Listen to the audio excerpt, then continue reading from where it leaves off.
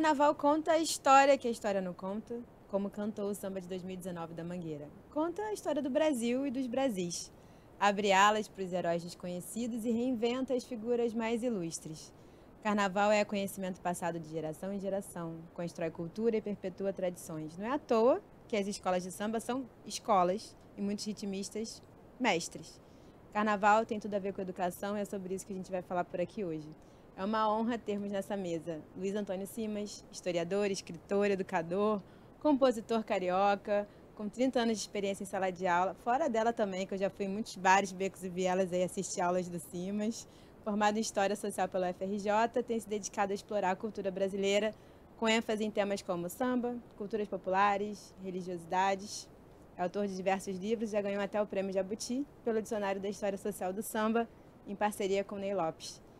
E, acrescentando muito aqui na nossa conversa, muito feliz de trazer toda a experiência da aluna Leal para a gente compor essa mesa. Ela é produtora cultural pela UF, pós-graduada em Corpo, Educação e Diferença pela Faculdade Ângelo Viana, desenvolve projetos socioeducativos na Pimpolhos da Grande Rio desde 2010 e como professora de dança afro também coordenando o setor de atividades culturais e de comunicação da escola.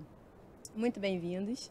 Bom, para quem está chegando aqui agora, eu sou a Babi Bono, consultora de Cultura, Inovação e Comunicação, especialista em iniciativas de impacto em educação e entretenimento e produtora e articuladora, no meu caso, Carnaval de Rua do Rio de Janeiro e cria do Morro do São João. Então hoje a gente vai falar sobre Carnaval e educação.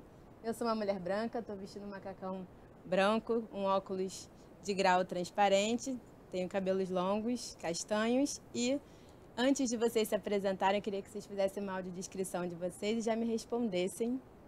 Trabalhar com carnaval é misturar paixão com coisa séria? Bem-vindos. Começo? Por favor. Eu sou Luna Leal, uma mulher negra, de olhos claros, cabelo black para cima, de roupa branca, calça branca, blusa branca, brincos e uma barriga de 4 meses e meio carregando Valentim. Oh, Valentim presente!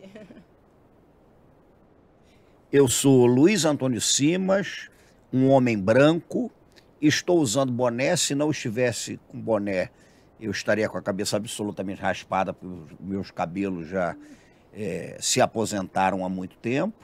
Eu tenho olhos claros, estou usando um óculos de grau, estou com uma camisa branca, com uma estampa de São Cosme e Damião, uma calça jeans. E aí, gente, misturar paixão com educação, como é que é para vocês? O trabalho virou coisa séria ou a paixão veio na frente? O que veio primeiro?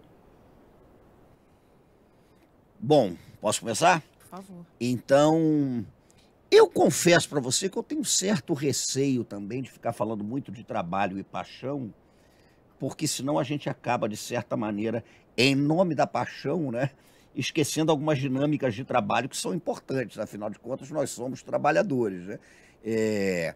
Mas eu diria o seguinte, básico: o carnaval na minha vida, ele sempre foi, eu não sei nem se é exatamente uma paixão, mas sempre foi uma referência que me constituiu. Porque eu sou um carioca, mas nasci numa família de nordestinos, né, de alagoanos e pernambucanos, que tem muita relação com a cultura do carnaval, com a cultura dos blocos de rua e etc. E que, chegando ao Rio de Janeiro, se apaixonam pelo carnaval carioca.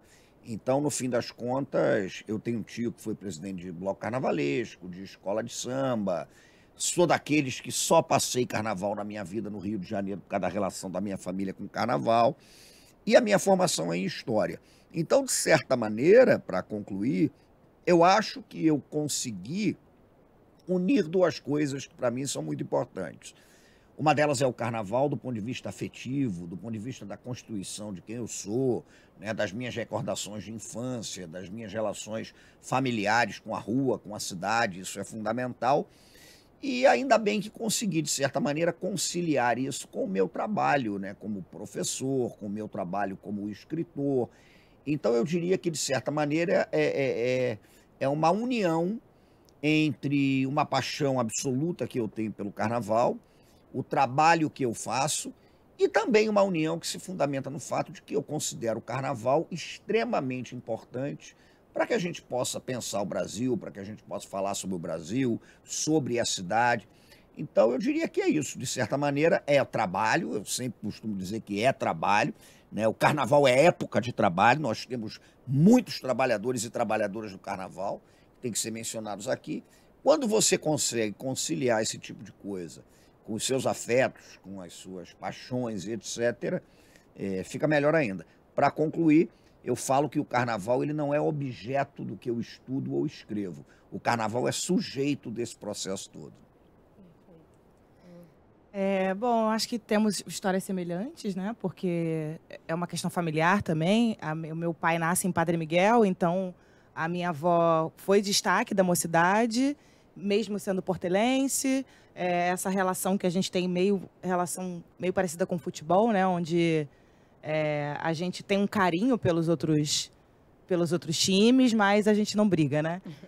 Então, acho que sempre teve essa relação muito familiar com o carnaval. A gente também nunca passou o carnaval fora do Rio, sempre aqui, sempre indo para a rua, sempre vendo Clóvis, vendo os desfiles, indo para a concentração para tirar foto. Tenho fotos de criança na frente do carro alegórico, voltando para casa, indo assistir o desfile. Então, foi sempre uma paixão, né, dentro da minha casa.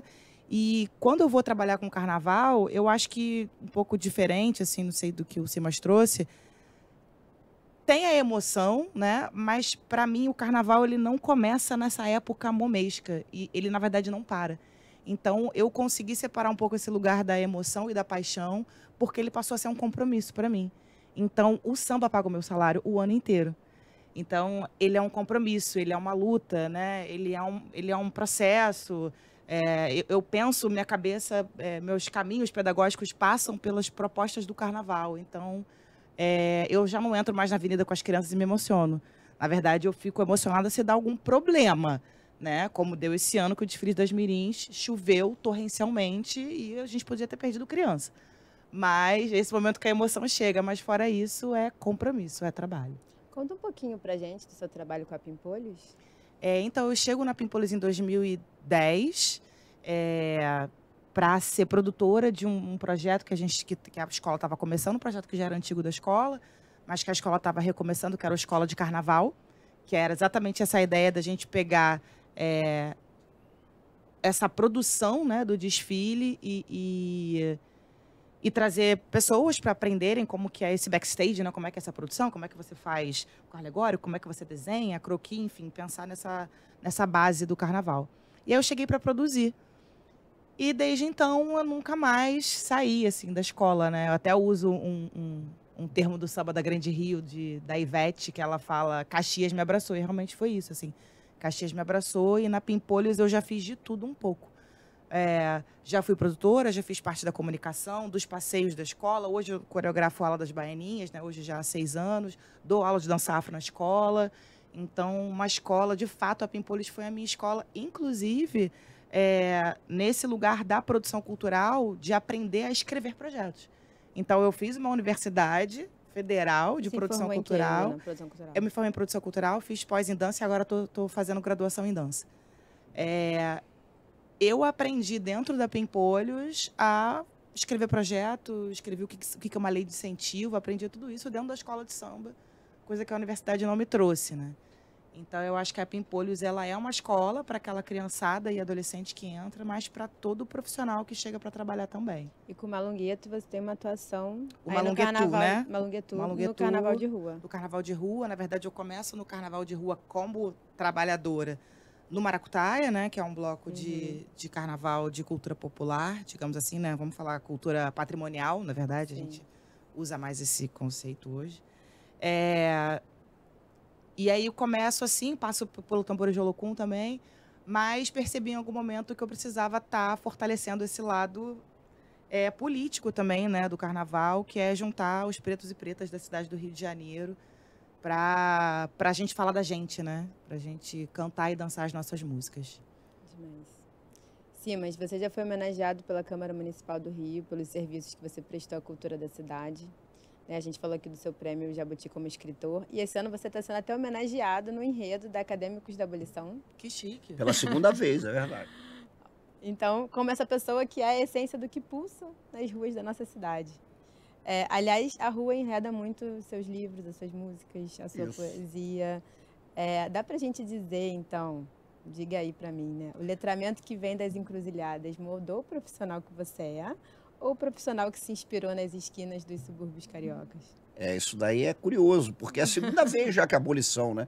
Abolição já fez um enredo sobre meus personagens, desfilamos na Intendente Magalhães e tal, e esse ano o enredo é baseado num trabalho que eu faço com Marcelo D2, né?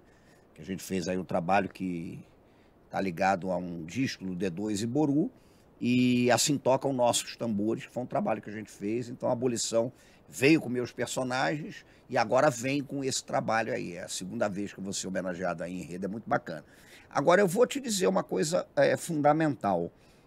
Se você pergunta o que marca meu trabalho, do ponto de vista do historiador, do professor, tem uma questão que, a rigor, são 32 livros já nessa brincadeira, que perpassa esses 32 livros. E que é a tentativa de entender como é que num país marcadamente excludente, porque no Brasil a exclusão social ela é um projeto de Estado. O Brasil foi projetado para ser excludente.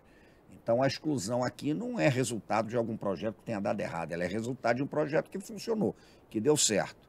Então é um país ancorado na ideia da exclusão, na concentração de renda, na aniquilação ou domesticação dos corpos não brancos. Isso constitui o Brasil. Mas como é que dentro desse contexto o povo do Brasil, exatamente aqueles que não são contemplados por esse projeto de Estado-nação que exclui, como é que foi construindo as suas sociabilidades, como é que foi construindo os sentidos coletivos de vida, como é que foi construindo, no fim das contas, suas redes de sociabilidade nas frestas desse muro de exclusão. Então, quando eu penso na rua, quando eu falo da rua, quando eu escrevo sobre a rua, quando eu dou aula na rua, eu tento entender como na rua você começa a tentar construir sentidos coletivos de vida diante de um projeto de Estado-nação que é excludente e que forma aquilo que eu chamo de corpo das brasilidades, né? Eu acho que é um embate entre o Brasil e o Estado-nação e aquilo que eu chamo de brasilidades. Essas construções coletivas que acabam dando sentido de mundo a todos aqueles e aquelas que foram excluídos por esse projeto. Então a rua é um espaço para a gente pensar esse tipo de coisa. Quando a gente pensa, por exemplo, no samba, e aqui eu cito meu querido amigo, parceiro e mestre Ney Lopes, né? A gente já fez juntos o Dicionário da História Social do Samba, fizemos o Filosofias Africanas, enfim, né? O Ney costuma dizer uma coisa que é muito importante. Toda diáspora é um fenômeno de aniquilação de sentido coletivo da vida. E quando você pensa no Rio de Janeiro, nós somos uma cidade marcada pela diáspora.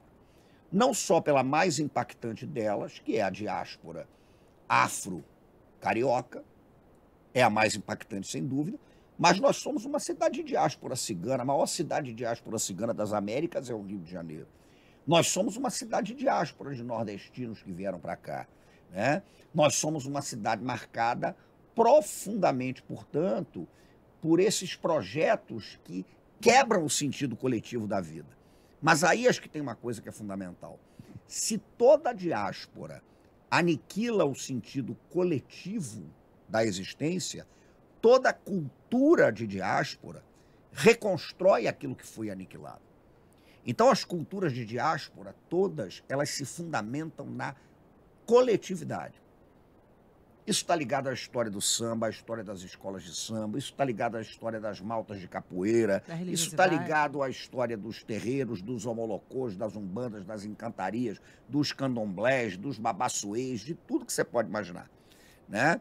Então, quando você fala da rua, eu penso a rua como um espaço de construção de instância coletiva de vida diante de projetos de exclusão que quebram essas instâncias coletivas em nome, muitas vezes, de um individualismo que é tacanho.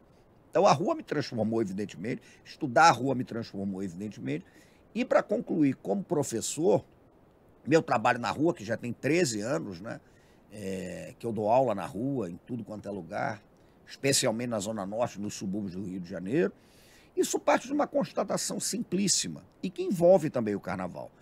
A gente tem a mania de achar que educação e escolaridade são a mesma coisa. E não são. Escolaridade é uma coisa, educação é outra. Quando a escolaridade e a educação se encontram, é uma maravilha. É uma maravilha, é o melhor dos mundos. Mas o fenômeno educativo não está dentro da escola. O fenômeno educativo pode até estar dentro da escola.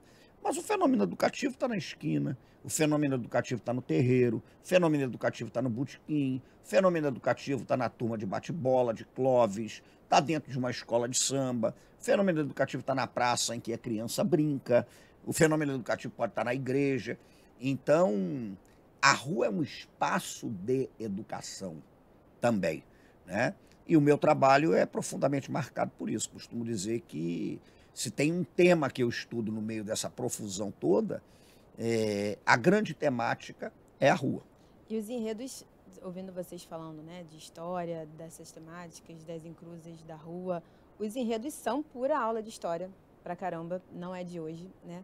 Mas com as redes sociais parece que a discussão em cima das temáticas, do que as escolas vêm trazendo, ampliou muito, ganhou muita força.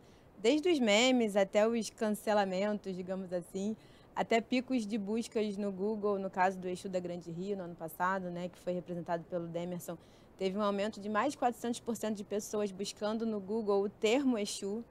A gente também viu que teve mais de 50% das pessoas procurando também o termo orixá. Dá para a gente começar a falar, então, que, de repente, todo o samba enredo, ou toda a contação de história que vem a partir do carnaval, também está com uma missão de colocar pautas hoje em dia cada vez mais para serem discutidas? Vocês estão vendo mais dessa forma, para além do ser brincante da rua? Eu acho que, enfim, a gente tem esses caminhos, né, também. Teve lá nas décadas de 70, né, a gente teve ali escolas falando sobre a ditadura, a gente teve enredos mais clássicos, Tiradentes, enfim. A gente também teve enredos afro em algum momento também da história, porque parece também que é só agora as escolas estão retomando enredos afro como se nunca tivéssemos falado sobre a gente, né?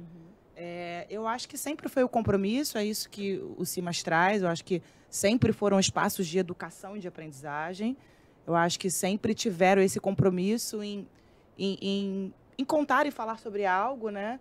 Mas eu acho que é isso, como a gente está na era da comunicação, a sensação sempre vai ser que agora é mais. É engraçado você falar essa coisa da sensação. Eu também, acompanhando as redes sociais esses dias, eu tenho a sensação de que estão a cada vez mais explorando a imagem das crianças. Então, sei lá, eu acho que de novembro para cá, a cada semana era uma imagem de uma criança em uma escola de samba tocando ou sambando. Verdade. Mas ninguém fala que existem escolas de sambas mirins. Verdade. Mas adoram tirar uma foto de uma criança sambando. Tá aí o futuro. Peraí, não, o futuro tá, de fato, quando a gente garante isso como um processo de aprendizado, De né? educação dentro das escolas mirins que já acontece. Sim. Mas acabei, desculpa, fugindo do tema. Fala. Não, eu acho o seguinte, eu gosto de pluralidade quando você trabalha com enredo de escola de samba. Então, até porque você não pode imputar à escola de samba a necessidade o tempo todo de estar engajada. Falando, a função de ser brincante, ela já é uma função de excelência absoluta. E toda escola de samba, é uma coisa que eu insisto em dizer, toda escola de samba já é uma instituição política, independentemente do enredo que ela apresente. Porque uma escola de samba pode fazer um enredo sobre algo aparentemente completamente desengajado. Mas uma escola de samba ela é caracterizada por gramáticas muito plurais. Então, dentro de uma escola de samba, você tem toda a ancestralidade representada pelas pretas baianas. Dentro de uma escola de samba, você tem gramáticas sonoras que remetem ao sagrado e o profano, quando toques sagrados dos candomblés se encontram. Você tem o respeito a um pavilhão através de uma porta-bandeira. Então você tem o ícone do pavilhão, você tem a dança da pracista que expressa uma corporeidade ali, que é transgressora, que é libertária, que é afirmativa. Então, toda a escola de samba, efetivamente, ela é uma instituição que trabalha com essa dimensão bacana. Ela pode estar cantando Zumbi dos Palmares, como o Salgueiro cantou, já que você estava falando dos enredos antigos. O primeiro enredo fundamentalmente ligado à história afro-brasileira é Zumbi dos Palmares do Salgueiro, de 1960. É Arlindo? né? É o Fernando Pamplona. E aí o Salgueiro, depois em 63, vem com o Chica da Silva, em 64 vem com o Chico Rei, dando início ao que muita gente chama de Revolução Salgueirense. Hoje você vai ter, por exemplo, nesse carnaval, o Salgueiro cantando Ruto Cara, que é a questão dos Yanomamis. A temática indígena, em 1970, a Portela estava cantando Lendas e Mistérios da Amazônia. Então a escola de samba faz isso. Mas, ao mesmo tempo, é saudável que a mocidade brinque com Sim. o caju, Que o Porto da com a Pela tenha falado, antropofagia. o Porto da Pela tenha falado do iogurte. Tem a falar de iogurte. O carnaval também é brincante, né? A gente tem que lembrar que o carnaval é brincante. E algo brincante não é necessariamente algo alienado. Pelo contrário, o carnaval de alienado não tem coisíssima nenhuma. Então eu acho saudável que a gente tenha esse tipo de coisa. É saudável que uma escola de samba esteja engajada, é saudável que uma escola de samba se fundamente nesse sentido, e é saudável que ela brinque. Porque, para concluir, eu acho que a gente tem que lembrar de uma coisa que cruza muito com o que a aluna estava falando aqui, até do Pimpolhos e tal. Uma escola de samba, ela não tem que existir porque desfila. Ela tem que desfilar porque existe. No dia em que uma escola de samba só começar a existir porque desfila, ela vai acabar. Né? Ela desfila porque ela existe, porque é uma experiência comunitária cotidiana de construção de sociabilidade. Escola de samba, ela surge como construção de sociabilidade das populações afro-cariocas no pós-abolição. Então, eu acho que essa pluralidade é bem interessante. Né? Eu acho que ela vai estar sempre reafirmando aquilo que você trouxe das comunidades, né, dessa construção em diáspora, da exclusão, e ela vai estar também sempre falando sobre isso. Né? Você vê, Portela no passado disse, mesmo marginalizados, vencemos. Né? Beija-Flor vem com o cordão dos excluídos. Então, eu acho que vai estar sempre quem é de fora dizendo, apontando o que a gente tem que fazer, o que a gente tem que cantar. Mas é isso, a gente só tem que existir, cantar e dançar aquilo que a gente quiser. E aí tem essa questão toda. Porque às vezes me parece, e agora eu vou falar numa posição que é uma posição fundamentalmente ligada a um homem branco que eu sou, em um lugar de privilégio do homem branco. Às vezes me parece que nós, no caso, homens brancos, enfim, a gente imputa às comunidades de escola de samba aquilo que elas deveriam fazer, quando não é assim, pô. Uma escola de samba tem que ser soberana para cantar o que ela quiser. Então ela pode perfeitamente cantar um grito dos excluídos, porra, e eventualmente você dizer, meu irmão, esse ano eu não quero cantar nada de excluído, eu quero me acabar na avenida. Tem essa coisa que eu acho bacana que a gente não pode perder, né? O carnaval, então, tem esse sentido transgressor, que eu acho também que é importante, o sentido mesmo do brincante, porque a festa apavora o conservadorismo. Agora tem uma coisa O também, conservadorismo tem medo da festa. Eu tenho que cantar o que eu quiser, de onde cabe no bolso também. Claro, aí, evidente. Aí às vezes eu não sou tão brincante assim. Lógico. É o que dá. E para eu poder existir também. E é aí também. que entra um detalhe que eu acho fascinante no que você falou. É a escola de samba como uma instituição de negociação. O tempo todo. É isso. O tempo todo negocia. Onde dá mais, pô. Ó, aqui não dá, mas aqui eu vou. Uhum. Aqui tem uma brecha, eu vou cair para dentro. Isso é fascinante, cara, brecha, porque isso é uma estratégia, porra, mais do que de resistência, de invenção. Sim. Isso é bem Muniz Sodré, né? Total. Esse é o lugar dessa fresta. Construção na brecha e na negociação. Na negociação, lógico. Porque negociar também é resistir. Você resiste negociando. Só né? Às vezes você bate de frente, às vezes você fala. É a ginga do seu Zé Pilinto. Às vezes tu bate de frente, às vezes você vira e fala, ó, bater de frente agora não tá dando. Então o que eu vou fazer? Eu vou cair na ginga ali. Isso é bonito pra Dedéu. E fica, né? E tem coisa assim, por exemplo, a galera lembra na tradição, cantando Silvio Santos. Todo mundo lembra desse samba, assim, todo mundo carnavalesco, mas a gente lembra, então também fica pra brincadeira, fica pra memória, sabe? E às vezes tem aquela coisa mesmo, cara. Eu vou cantar, fazer o quê? Xuxa e Silvio Santos. Xuxa. E caprichosos. Tem cada coisa que não é brincadeira.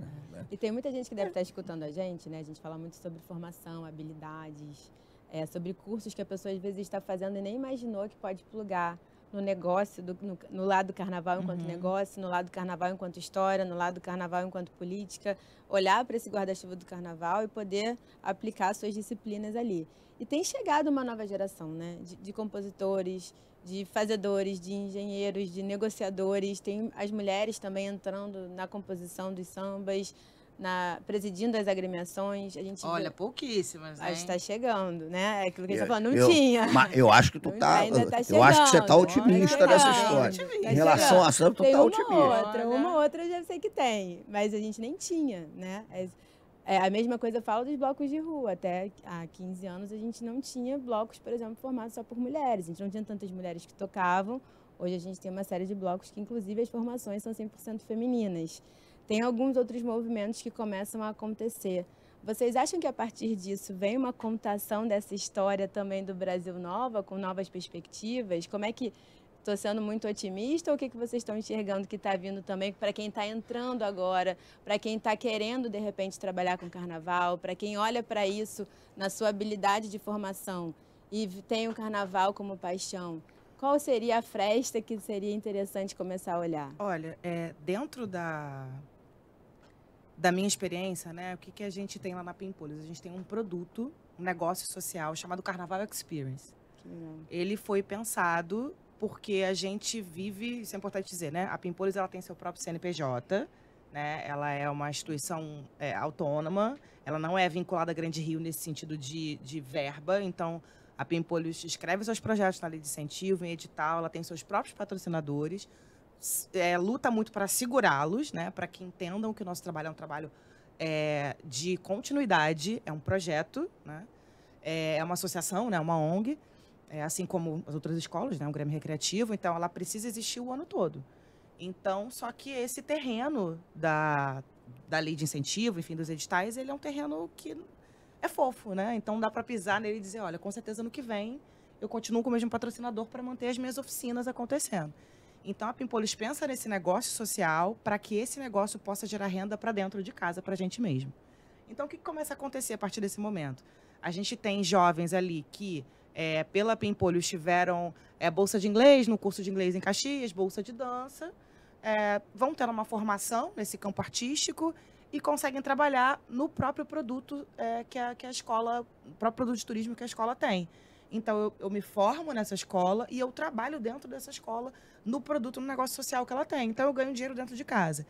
Mas, para o jovem do carnaval, ele não se entende como artista. Então, eu acho que esse lugar que você fala dessa profissionalização do carnaval é muito para quem está de fora, para o universitário, não para o jovem da comunidade. Uhum. Porque aquilo ali é a casa dele. É o meu quintal. Eu trabalho na loja aqui trabalho aqui na farmácia, mas eu sou o diretor de caixa da escola. Porque ali é a minha família, porque minha avó está lá há anos, porque é aquilo que eu vivo. Então, eu acho que enquanto... E assim, isso eu estou falando da gente fazendo esse trabalho com esse jovem. Vamos lá, você é artista, faz curso disso, faz curso daquilo. Você tendo essa base, tendo a família, não necessariamente ele vai entender que aquilo ali é uma possibilidade, um caminho de trabalho. Porque é difícil mesmo, né? O projeto social não transforma a vida de ninguém. Dá caminhos. Mas eu acho que é isso, assim. Eu acho que é mais para quem vem de fora. E eu tenho percebido uma luz um pouco maior na profissão do pesquisador. Não sei se você também tem sentido isso, mas eu acho que a gente tem falado mais do pesquisador de enredo. Legal. Tem jogado uma luz mais sobre essa... Eu ia até te perguntar esse cargo, né? se nessa dinâmica da Pimpolhos tem, de repente, uma metodologia até que poderia Sim. ser replicada para outras escolas, para outros projetos infantis, para outros projetos juvenis. Cara, o que acontece? A gente tem escola de samba grande que diz que custa dinheiro ter uma escola mirim. Entende? Então, assim, como é que eu vou... Como é que uma escola de samba que vive de continuidade acha que ter uma escola mirim é custar dinheiro, não entende que é investimento? Então, é muito difícil a gente pensar em replicar, né? Será que teria caminhos, de repente, iniciativa privada, parcerias, marcas? Porque eu acho que tem um aprendizado aí que poderia ser, né, replicado para outras frentes até de educação, com o que a gente pode aprender com o que é feito no carnaval para trabalhar a história da educação, né? Eu acredito, eu sempre acredito, mas tem gente que nem sabe que existe escola de samba mirim, tem gente que nem sabe que terça-feira a gente está lá, então... Acho que vale a gente apresentar. Estamos aqui para isso, Não, e eu achei você um pouco otimista, sobretudo em relação às escolas de samba, porque se você pega, por exemplo, a entidade que dirige as escolas de samba, a Liesa, A Aliesa, a rigor, não é uma entidade cultural. A Aliesa é organizadora do espetáculo e do desfile. É uma empresa que organiza o desfile.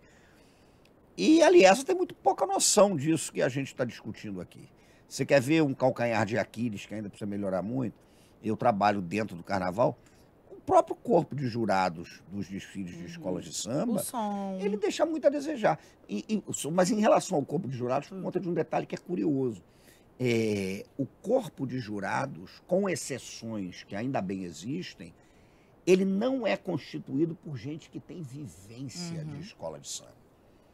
Que tem vivência de escola de samba, daquelas sociabilidades. Muitas vezes as escolas de samba parecem ainda se colocar, isso bate com o que a aluna diz, aquele cara não tem às vezes noção de que ele é trabalhador. Como as escolas de samba parecem às vezes que não têm noção de entender que elas são instituições de cultura de vanguarda e que formam os seus próprios intelectuais. A gente continua Isso com é o teatro fundamental. municipal julgando... Então você julga, você acaba colocando quem entende profundamente de balé clássico, julgando uma Comissão de dança de frente. mestre-sala de porta-bandeira, julgando comissão de frente, cuja perspectiva é outra. Você tem, por exemplo, compositores eruditos que viram Jogando jurados de bateria. sambas de enredo ou bateria. Quando você tem ali uma amplitude de saberes afro-cariocas extremamente sofisticados, né? Com gente absolutamente capacitada para fazer esse tipo de coisa. Se por um lado você avança, hoje você tem, por exemplo, uma geração importante de intelectuais negros pensando escola de samba, produzindo escola de samba e dentro de pesquisa de enredo. Você tem um Vinícius Natal, que é Sim. meu amigo, você tem um Sim, Mauro Cordeiro, o Mauro e Vinícius, né? Que são Salgueiro, né? figuras... Tá na Beija-Flor agora, né? O Mauro agora não, esse ano não, mas o Vinícius voltou para Vila Isabel depois de estar na Grande Rio e tal. E não só ele, você tem muita gente trabalhando com essa perspectiva. Eu acho que avançou, mas eu acho que ainda tem... E os dois, caminho. rapidinho, desculpa cortar, os dois vêm da Mirim. Sim. Mauro vem da Aprendizes e Vinícius vem da Vinícius Herdeiros. vem do Herdeiros da Vila. Então, acho que ele tem esse tipo de coisa. Você está falando de compositor, por exemplo, né? A situação de compositor de samba de enredo não é boa, não, é péssima. Porque se você parar para pensar, são os mesmos 8, 9, 10 compositores que fazem todos os sambas. Às vezes até 20 Com um ou outro furando a bolha e não sei o que e tal, mas o cara é o autor do samba dessa escola, dessa escola, dessa escola, e eles sabem que isso é um problema. A escola de samba mirim, ela pode ser, por exemplo, um berçário de formação de compositores, um berçário de formação de mestre-sala e porta-bandeira, um berçário de formação de passistas, um berçário de formação de intérpretes, né? E a gente dá muito pouca atenção para esse tipo de coisa. Então, eu acho que melhorou, mas eu acho que a gente não pode dourar muito a pílula, não. Né? Eu ia perguntar exatamente que... isso, pelo aprendizado com as crianças, né? Que experimentam, a gente conversando por telefone antes do programa, que experimentam esse carnaval de uma outra forma. O que você acha que dá para a gente endereçar, a partir dessa educação com as crianças, a melhoria, tanto da rua quanto da quadra, digamos assim? Caramba, complexa essa pergunta, eu tô passando. Essa daí é brava. Eu acho que a aluna tem mais condições e capacidade de responder isso que eu, porque ela vivencia isso. Mas eu acho que a própria dimensão, vou dar um chute, vou colocar aqui em cima do que você me falou. A própria dimensão da vida como uma instância de coletividade, eu acho que é muito importante, gente. Esse sentido coletivo mesmo da experiência, do compartilhamento e etc. Porque isso tem se perdido muito. A gente vive um mundo que tem a tendência de te individualizar cada vez mais, né? E quando você tem esse sentido coletivo de construção de um processo de beleza, de arte, de conhecimento, de afirmação de sua própria história e tal, eu acho isso bacana, mas teria dificuldade de dizer. Como é que a gente pode pegar, de repente, né, esse aprendizado do carnaval, de quem vive o carnaval? Vocês vivem profundamente o carnaval, muita gente que está escutando a gente, a maioria não. Como que a gente pode pegar esse aprendizado para democratizar, assim, essa conversa sobre educação? Né? Se vocês veem um caminho para a gente começar a olhar, né? Já que virou uma indústria, se é uma indústria, numa indústria tem tantas frentes para a gente poder trabalhar, tantas habilidades que podem ser desenvolvidas, como é que a gente pode fazer esse match desse aprendizado do carnaval para a gente plugar isso com acesso à educação? Eu não ousaria dar uma resposta para você. Eu diria que o melhor caminho é escutar quem faz esse processo, né? Como é que é isso? Como é que esse processo é feito? Porque eu acho que passa muito por essa dimensão, né?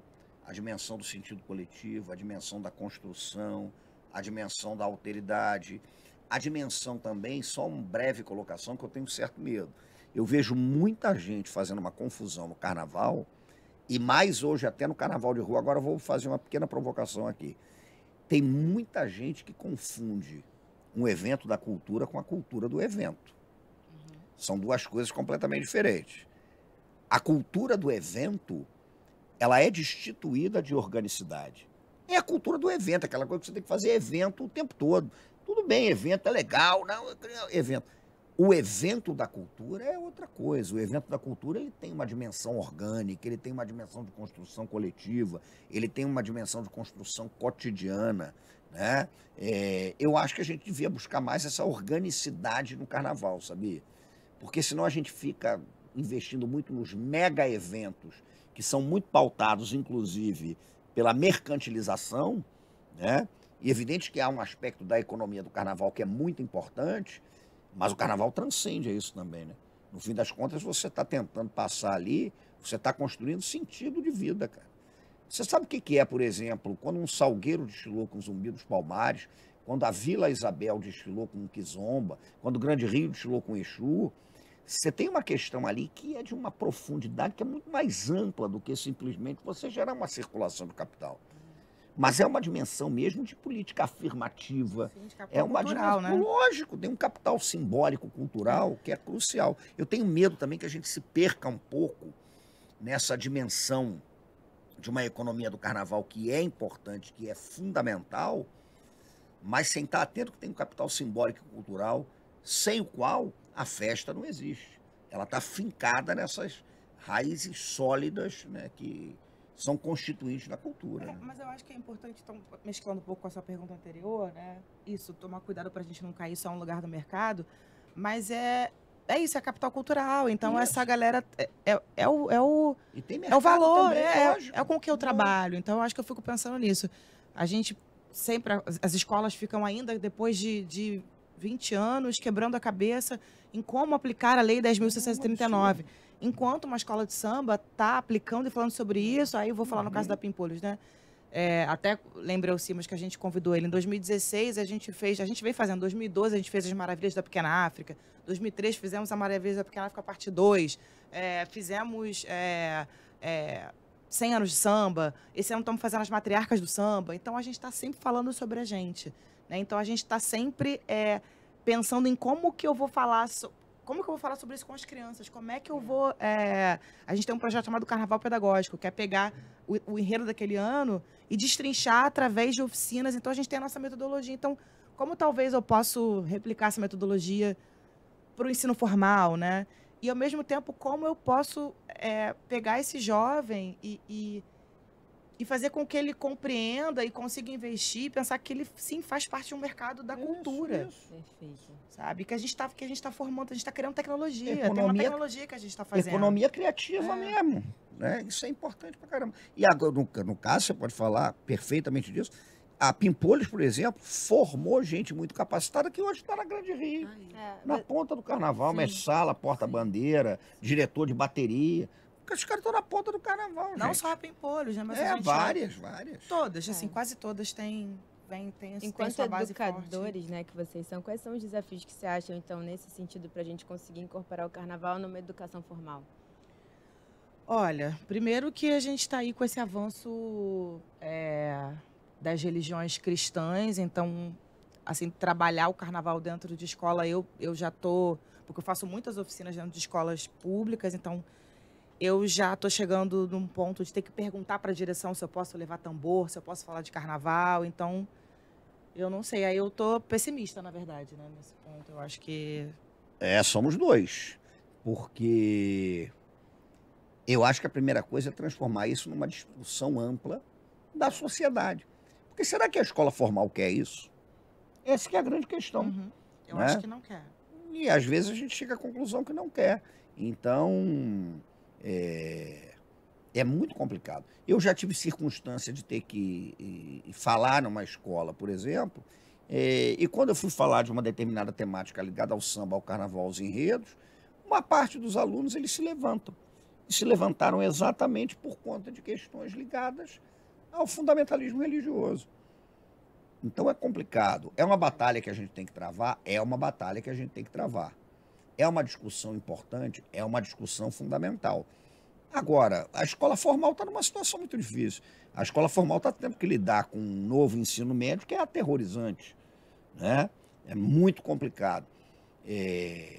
É por isso que eu estou dizendo. Eu acho que a escola formal tem que estar aberta a isso. E o ensino fundamental, Fundão 1, Fundão 2, É, a prefeitura aí preocupada com JETs, né? Então, quanto que de robótica de chega nas robótica, escolas, de e pra escola, gente não sobra e nada. não sobra nada. Você imagina isso. Agora, eu acho que é um processo. A gente tem que estar junto. Estar falando sobre isso é um caminho.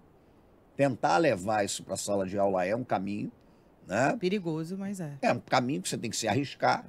Né? Muitas vezes você vai encontrar mais pedra, né, do que Uhum. atalho. Isso acontece demais. Não adianta a gente dourar a pílula. Nós temos um Brasil realmente que está cindido. A gente tem muito uma carga de preconceito, uma carga de reacionarismo, uma carga de conservadorismo, uma carga de um velho Brasil heteropatriarcal, branco, que é misógino, que é homofóbico, que é estruturalmente racista, né? Que diante de avanços reage da forma mais boçal possível. Então, a luta pela escola é fundamental, mas é um processo que não adianta a gente, de novo eu digo, não tem como dourar a pílula. É uma batalha. Né? Então, talvez a gente não esteja aqui sendo tão otimista, né, como o ouvinte espera, mas é a vivência. A vivência é muito complicada. Né? Para a gente começar a encerrar, infelizmente. Acho que é um papo que daria alguns dias aqui, porque cada aba que vocês abriram valeria um episódio inteiro. Mas quais seriam as recomendações de vocês para educadores que querem usar o carnaval como uma ferramenta de ensino? E eu também queria saber o que o carnaval, tantos anos de carnaval, ensinou para vocês, que vocês guardam com muito carinho. Eu acho que o carnaval me ensina todos os dias, né? Toda vez que eu chego naquela quadra e que eu tô com as crianças, é esse senso de comunidade, onde muitas mãos se ajudam. O pobre ajuda o mais pobre ajuda o paupérrimo e por aí vai. Isso é muito bonito, assim, é um senso realmente de ajuda e que vai além, né, de pluma, de desfilar, não tem nada a ver com isso, né? Tem a ver com família. Acho que é isso que eu aprendo com o carnaval, esse lugar de família. E a outra pergunta é o que A que a recomendação gente... que você deixa para educadores que querem usar o carnaval como uma ferramenta de ensino. Eu acho que saber que está mexendo com fundamento. Então, eu acho que não é... Acho que é isso, saber que você está mexendo com fundamento e com a nossa base, com a nossa construção, sabe? Então, muito respeito ao falar do carnaval, ao mexer com o carnaval, saber quem chamar para falar, saber pesquisar, saber que é nosso, mas é fundamento. Eu acho que com educadores e educadoras a gente fica até numa situação meio complicada, porque os educadores e as educadoras têm suas trajetórias e tal. Mas eu vou num caminho muito parecido. Se você quiser utilizar o carnaval como uma fonte importante e tal, para que você fale, participe desse processo educativo, eu acho que o primeiro caminho é respeitar aquilo que constitui realmente o carnaval. É saber que não tem mais condição, não tem mais sentido, não faz mais sentido hoje, nem como exercício intelectual, nem como exercício existencial, você chegar com um arcabouço todo que vem de fora e aquilo virar para você só um laboratório de experiências. O carnaval não é um laboratório de experiências. As culturas de samba, as culturas de terreiro não são laboratórios de experiências. São laboratórios de elaboração de conceito e sentido de vida. Então tenta vivenciar aquilo na medida do possível. Né? Tenta que se abrir para escutar o que o carnaval tem a dizer, o que a escola de samba tem a dizer. Né? Eu acho que o primeiro passo que um educador, uma educadora tem que dar, se quer ir nesse sentido, é um passo de escuta. É escutar o que está acontecendo, é tentar perceber, escutar o mais velho, a mais velha, ver que códigos estão circulando ali, isso é muito importante. E do ponto de vista pessoal, é difícil fugir disso. Eu acho que o carnaval mostrou para mim e mostra uma coisa que eu poderia resumir num verso, já que estamos falando de carnaval, de uma música que eu acho muito bonita do Paulinho da Viola com Hermínio Belo de Carvalho, Sei Lá Mangueira. E é um verso que diz o seguinte: a vida não é só isso que se vê, um pouco mais, né? Então, de certa maneira, o carnaval mostrou para mim que a vida não é só isso que se vê, é um pouco mais. né? O carnaval é uma instância fundamental de construção de sentido coletivo de vida, né? Num mundo em que essas instâncias coletivas estão cada vez mais atacadas, estão sendo cada vez mais solapadas pela intolerância, pela aniquilação e domesticação dos corpos que não são brancos. O carnaval, para mim, mostra exatamente essa possibilidade da vida como uma construção coletiva e uma experiência coletiva de liberdade. Isso é que eu acho fundamental. E daí, para mim, vem a grande importância, né, que o carnaval tem e que as diversas manifestações carnavalescas têm. O carnaval é fundamental nesse sentido. Bom, com esse pulso na esperança, na coletividade, a gente fica por aqui hoje, depois dessa aula em forma de conversa. Queria muito agradecer a presença de vocês, foi muito legal. Acho que a gente tem que voltar para abrir continuar as tantas abas que a gente abriu aqui ainda. Tem muita coisa que dá para a gente falar. Muito obrigada pela presença. Mais do que promover a educação profissional, o propósito do Senac é gerar grandes oportunidades de transformação. E como a gente não quer deixar ninguém para trás, a gente se junta a quem também está nessa jornada pela inovação, pela inclusão social, para amplificar a nossa voz. Acompanhe a gente, fiquem por aqui. Um abraço, até a próxima.